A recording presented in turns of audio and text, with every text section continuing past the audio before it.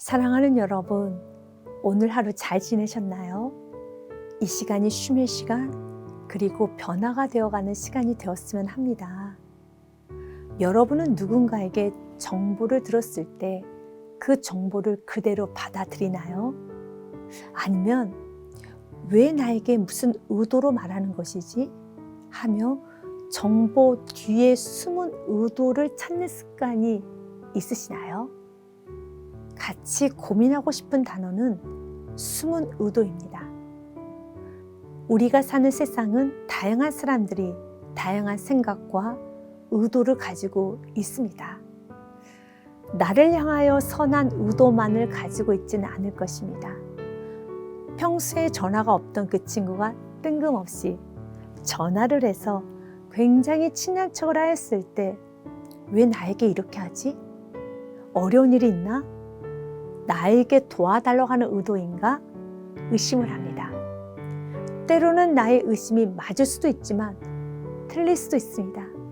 그냥 정말 생각나서 보련듯 목소리가 듣고 싶어서 전화한 것뿐이며 그 이상도 그 이하도 아니죠. 여러분도 가끔 친구가 보고 싶을 때가 있고 그 친구 지금 뭐하나 하며 생각할 때가 있지 않습니까? 그러다 혹시 전화번호 남겨놓은 것이 있나 하면서 찾아보았더니 있는 거예요. 그래서 아주 순수한 마음으로 전화를 한 것이죠. 또한 반대로 도움이 필요하거나 돈이 필요해서 전화를 하는 경우도 물론 있습니다. 그런데 사람들은 이런저런 의도를 가지고 온다 하더라도 나는 그를 그 모습 그대로 볼 수 있는 내면의 힘을 키워야 합니다. 지혜롭게 분별하는 것은 필요하지만 숨은 의도를 파악하기 위하여 의심하고 경계하고 편견을 갖는 것은 내면의 에너지를 불필요하게 사용하는 것이지요. 그래서 의심하기 전에 귀를 열고 잘 듣는 것이 필요하며 그렇기 때문에 매일매일 하나님의 은혜를 구하며 보호하심을 구해야 합니다. 지금부터는 우리 같이 성격장애 범죄에 속한 편집성 성격장애에 관하여 보기 원합니다. 성격적인 장애가 있다라고 말을 할 때는 성격이나 행동이 보통 사람의 수준을 벗어나 편향된 상태를 보일 때를 말하는데요. 이는 현실 사회에서 자신과 사회 모두에 부정적인 영향을 끼치는 성격 이상으로 정의를 하게 됩니다. 조금 더 구체적으로 편집성 성격 장애를 보면 다음과 같습니다. 편집성 인격 장애란 타인 행동을 의심하고 타인의 의도를 불신하는 것입니다. 환자는 적대적이고 완고하며 방어적입니다. 또한 환자는 친밀감을 느끼는 것을 회피하며 경직되고 비타협적인 태도를 보입니다. 조금 더 구체적으로 편집성 인격 장애가 있는 사람은 남의 말을 있는 그대로 듣지 않고 어떠한 숨겨진 의미가 있다고 인식을 합니다. 이는 환자가 자신에게 피해를 입히기 위한 타인의 불순한 의도가 개입되어 있다고 믿기 때문이죠. 또한 환자는 타인에게 너무 가까이 다가서면 자신이 파괴될 것이라는 불안을 가지고 있으므로 타인과 거리를 둡니다. 환자는 정당한 근거가 없는 상태에서 타인을 의심하고 질투를 합니다. 편집성 인격 장애는 감정이 메말라 있어 늘 냉정하고 긴장되어 있습니다.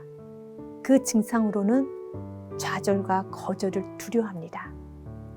지속적으로 마음에 원한을 품으며 의심이 많고 자신의 권리를 강하게 주장하며 타인의 행동이 잘못되었다고 생각되는 경우 곧바로 따지고 몰아붙입니다.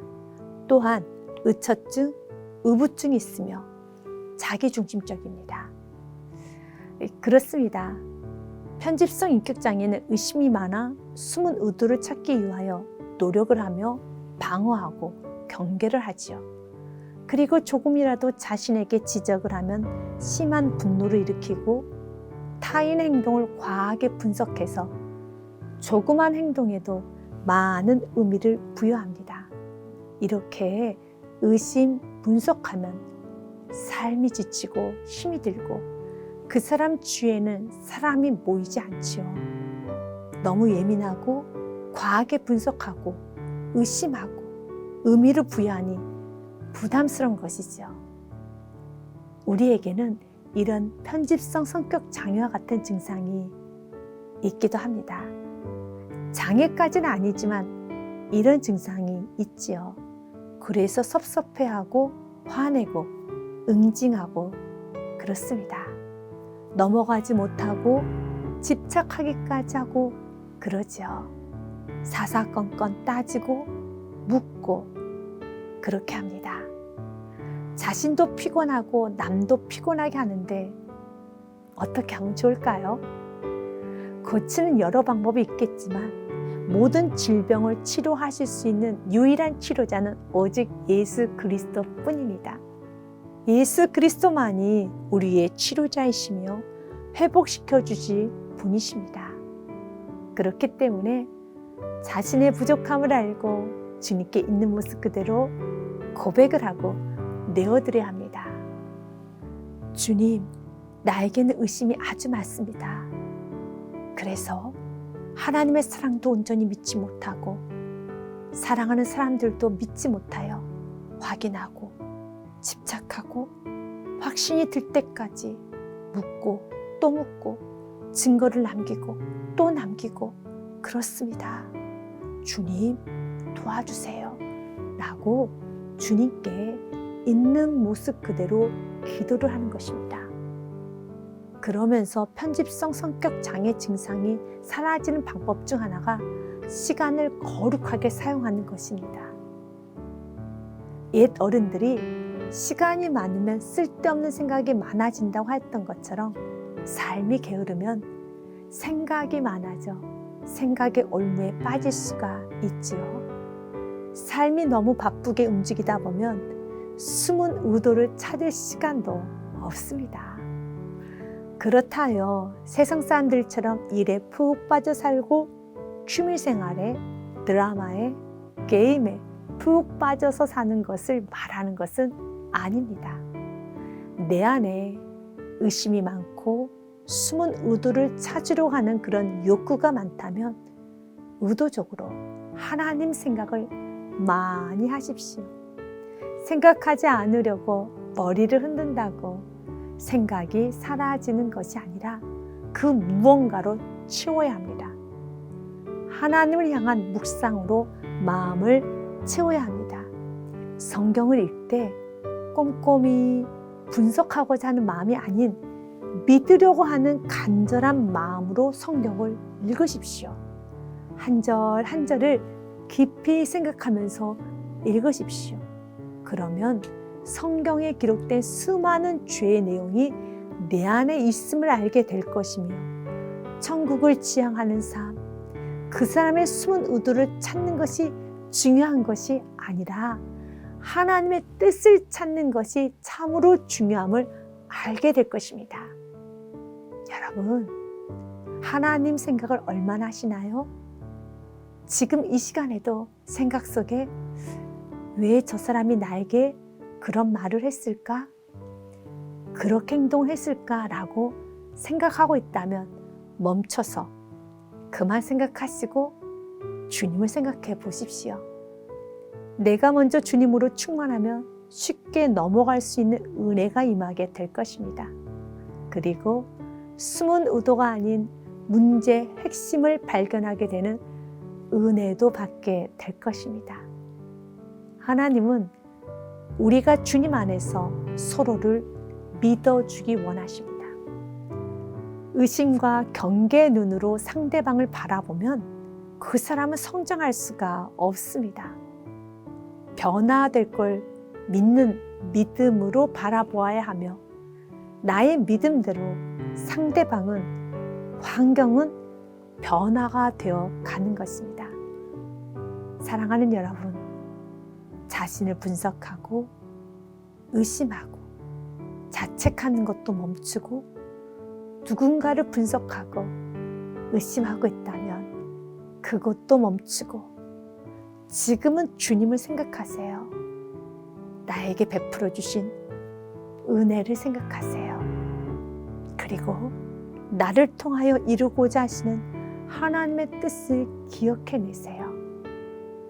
주님 안에서 건강한 상태로 회복이 되고 세상을 향해 나아가는 건강한 그리스도인이 되시기를 주님의 이름으로 축복드립니다. 기도하겠습니다.